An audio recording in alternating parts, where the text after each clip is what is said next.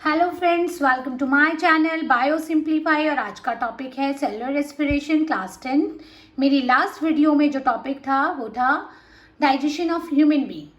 Same as correlated this topic, क्योंकि जब digestion होता है तो वो आपके जो स्टार्च होते हैं वो ग्लूकोज में कन्वर्ट होते हैं। It mean sugar, monomer of sugar में कन्वर्ट होते हैं। और यही शुगर हमारे ब्लड के अंदर, हमारी सेल्स के अंदर प्रिजर्व हो जाती है और जब हमें एनर्जी की रिक्वायरमेंट होती है ब्रेक डाउन होकर एनर्जी देती है। सेम एज कि जिस तरह कोई गाड़ी को चलने के लिए, किसी कार को चलने के लिए फ्यूल की रिक्वायरमेंट होती है, जो फ्यूल एनर्जी में कन्वर्ट होता है। Simple process of cellular respiration. Cellular respiration means the process by which cell in plant and animal break down sugar and turn into energy। वो प्रोसेस जिसमें जो ग्लूकोज है वो ब्रेक डाउन होकर energy में कन्वर्ट हो जाता है। It mean sugar, glucose is monomer of sugar और एनर्जी रिलीज करता है। This process called cellular respiration. और इसके जो वेस्ट प्रोडक्ट होते हैं, कार्बन डाइऑक्साइड और वाटर, उन्हें सेल से बाहर कर देता है। सिंपल आप यहाँ देख रहे हैं, सिंपल ग्लूकोज पायरुविक में कन्वर्ट होता है। फर्स्ट जो सेल में ग्लूकोज प्रेजेंट होती है, ये glycolysis, it mean this process, glycolysis के थ्रू, एक प्रोसेस के through glucose break down in pyruvic. Glyco means glucose, lysis means break down, यानी ग्लूकोज का ब्रेक डाउन होता है पायरुविक में। This process is called glycolysis. अब ये जो ग्लाइकोलाइसिस है ये कहाँ पर होती है?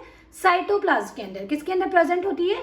सेल की साइटोप्लाज्म के अंदर। तो सिंपल क्वेश्चन आ जाता है, where is the glycolysis take place?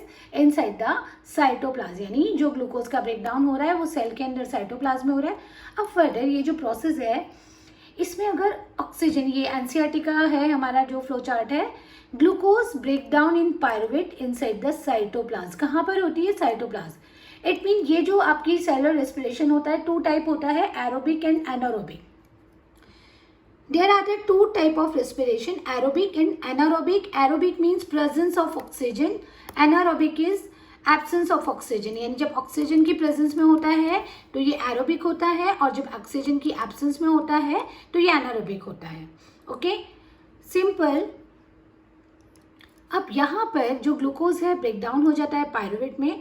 अगर ये प्रेजेंस ऑफ ऑक्सीजन यानी ह्यूमन बीइंग के अंदर, हमारे अंदर होता है या एनिमल्स के अंदर होता है, एनिमल सेल के अंदर, तो ये कन्वर्ट हो जाते हैं pyruvic, carbon dioxide, water and energy, huge amount of energy. यहाँ पर ग्लूकोज का यानी पायरुवेट का कंप्लीटली ऑक्सीडेशन हो जाता है, डाइजेशन हो जाता है। और ये जो प्रोसेस होता है ये हमारा माइटोकॉन्ड्रिया के अंदर होता है। Where it is occur in this process? Mitochondria. और इसे हम क्या बोलते हैं? Crab cycle. इस प्रोसेस को हम क्या बोलते हैं? Krebs cycle. This is the structure of mitochondria. और ये प्रोसेस जो हो रहा है, इस प्रोसेस का नेम जो होता है क्रेब साइकिल। इसमें क्या होता है? Carbon dioxide as a waste product and water cell से बाहर जाते हैं और 36 एटीपी स्टोर हो जाते हैं। 36 एटीपी। ओके, तो 36 एटीपी स्टोर बाहर हो जाते हैं। अब यहाँ आप देखिए, glucose convert in pyruvate and presence of oxygen. जब ऑक्सीजन की प्रेजेंस में होता है, this process is called Kreb cycle. इस प्रोसेस को क्या बोलते हैं हम? Kreb cycle. And where is occur in Kreb cycle? Inside mitochondria. यानी अगर ये एरोबिक में जाएगा, प्रेजेंस ऑफ ऑक्सीजन में होगा, तो ये माइटोकॉन्ड्रिया के अंदर होगा। और यहाँ पर 36 एटीपी बनेंगे, यानी एनर्जी के जो एनर्जी रिलीज होगी वो ह्यूज अमाउंट में होगी, 36 एटीपी की फॉर्म में होगी। ओके, अब फर्दर ये प्रोसेस होता है एब्सेंस ऑफ ऑक्सीजन। अगर ऑक्सीजन प्रेजेंट नहीं होगी, इट मीन ईस्ट सेल के अंदर, किसके अंदर? ईस्ट सेल जो होती है, बैक्टीरियल सेल जो होती है, इनके अंदर फर्मेंटेशन होता है। यहाँ पर ऑक्सीजन की बहुत हाईली डिमांड नहीं होती, ऑक्सीजन नहीं होती है। फिर ये जो आपका पायरुविक है, ये किस में कन्वर्ट हो जाता है? एथेनॉल में। किस में कन्वर्ट हो जाता है? Ethanol, carbon dioxide and energy. ये तीन मॉलिक्यूल, इट मीन एनर्जी बहुत लेस अमाउंट में रिलीज होती है और एथेनॉल प्रोड्यूस होता है। यानी जो फर्मेंटेशन होता है, यानी जो वाइन्स बनती हैं और ये जो बेकरी इंडस्ट्रीज होती हैं, वहाँ पर यही प्रोसेस होता है, यानी एनारोबिक प्रोसेस होता है, एब्सेंस ऑफ ऑक्सीजन। तो ये किसके अंदर होता है? एनारोबिक, ईस्ट सेल के अंदर। क्वेश्चन आता है, where is the anaerobic take place? Inside the yeast cell. क्या हमारे अंदर भी ऑक्सीजन के बिना रेस्पिरेशन होता है? यस, सम टाइम हमारी मसल सेल्स के अंदर कभी कभी हम लोग जब एक्सरसाइज करते हैं या बहुत ज़्यादा रनिंग करते हैं तो हमारे अंदर लैक ऑफ ऑक्सीजन हो जाता है, यानी ऑक्सीजन की कमी हो जाती है। उस कंडीशन में पायरुवेट एटीपी कंप्लीटली उसका ऑक्सीडेशन नहीं होता, यानी 36 एटीपी में कन्वर्ट ना होकर ये लैक्टिक एसिड में कन्वर्ट हो जाता है because lack of oxygen muscle cell के अंदर जब हम बहुत ज़्यादा एक्सरसाइज या रनिंग करते हैं। इट मीन लैक्टिक एसिड में कन्वर्ट होता है और एनर्जी रिलीज होती है, यानी ये किसकी वजह से हो रहा है, क्योंकि हमारे अंदर ऑक्सीजन की कमी है। It's not only human being, even animal also, कि एनिमल रनिंग कर रहे हैं बहुत ज़्यादा या फिर हम लोग वेट लिफ्टिंग कर रहे हैं, एक्सरसाइज कर रहे हैं, उस टाइम हमारे अंदर ऑक्सीजन का लेवल कम होता है जो कि ग्लूकोज को पूरी तरह ब्रेक नहीं कर पाता। अनकम्प्लीटली ब्रेक करने की वजह से वो लैक्टिक एसिड में कन्वर्ट हो जाता है। ग्लूकोज ब्रेक तो करता है पायरुवेट में, बट पायरुवेट कम्प्लीटली ब्रेक नहीं करता है एटीपी फॉर्म में, तो वहाँ पर वो लैक्टिक एसिड में कन्वर्ट हो जाता है। तो सिंपल जो आपका रेस्पिरेशन प्रोसेस है 3 टाइप है। First is presence of oxygen, अगर ऑक्सीजन प्रेजेंट होती है तो वो 36 एटीपी मॉलिक्यूल ऑफ एनर्जी बनाता है और लेस अमाउंट में कार्बन डाइऑक्साइड और वाटर को रिलीज करता है। सेम एज अगर लैक ऑफ ऑक्सीजन होता है जो हमारी मसल सेल में होता है तो वो लैक्टिक एसिड में कन्वर्ट हो जाता है प्लस एनर्जी रिलीज करता है जिससे हमारी मसल स्वेल हो जाती हैं।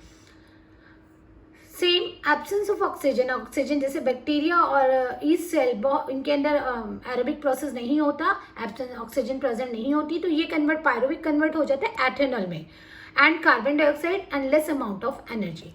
अब सिंपल एक प्रोसेस है कि इनमें जो एटीपी फॉर्म्ड होती है during of glycolysis 2 ATP formed होते हैं। Number of ATP in glycolysis is 2 ATP and mitochondria में कितने फॉर्म्ड होते हैं, 36 एटीपी फॉर्म्ड होते हैं। Number of ATP is formed inside the mitochondria 36। तो टोटल सेलुलर रेस्पिरेशन में यानी प्रेजेंस ऑफ ऑक्सीजन जो एनारोबिक रेस्पिरेशन होता है ग्लाइकोलाइसिस और क्रेब्स साइकिल का, टोटल 38 एटीपी फॉर्म्ड होते हैं। Okay, ATP is a currency of energy, adenosine triphosphate, जो हमारे रेस्पिरेशन के थ्रू रिलीज होते हैं। अगर हमारे अंदर ऑक्सीजन ना हो, अगर लैक ऑफ ऑक्सीजन, तो हमारे अंदर एनर्जी रिलीज ही नहीं होगी, सेल एनर्जी नहीं बनाएगी और उस कंडीशन में सेल अपना फंक्शन शो नहीं करेगी। तो we as a human being, as an animal, huge amount of the oxygen are requirement for a breakdown of glucose and convert of the huge amount of energy. Okay, next, what's the difference between aerobic and anaerobic? Aerobic, almost every living cell, सभी के अंदर present होती है aerobic, क्योंकि सभी cell respiration करते हैं, सभी को ऑक्सीजन की रिक्वायरमेंट होती है, सभी ग्लूकोज का ब्रेक डाउन करके एनर्जी रिलीज करते हैं।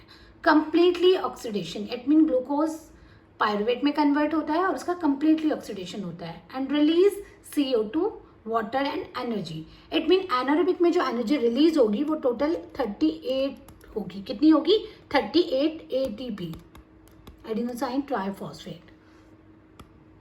और जो आपकी एनारोबिक में होगी ओनली 2 ATP फॉर्म्ड होगी। एनारोबिक, एब्सेंस ऑफ ऑक्सीजन, जब ऑक्सीजन प्रेजेंट ही नहीं होती, लैक ऑफ ऑक्सीजन जो हमारी मसल सेल्स में होती है, और yeast cell, bacterial cell, certain plant yeast and bacteria and muscle cell not required.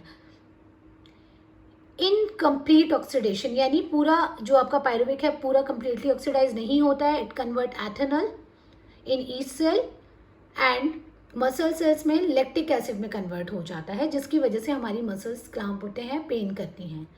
तो this is the different between comparison between aerobic and anaerobic. और जो एरोबिक है उससे बहुत ज़्यादा ह्यूज अमाउंट में एनर्जी निकलती है जो हमारी नॉर्मल परफॉर्मेंस में, एक्टिविटी में हमें यूज़ होती है। तो simple ATP is the currency of energy. मेरा नेक्स्ट टॉपिक जो होगा ब्रीथिंग प्रोसेस होगा। तो नेक्स्ट टॉपिक के लिए प्लीज़ मेरे चैनल को सब्सक्राइब करें। Thank you.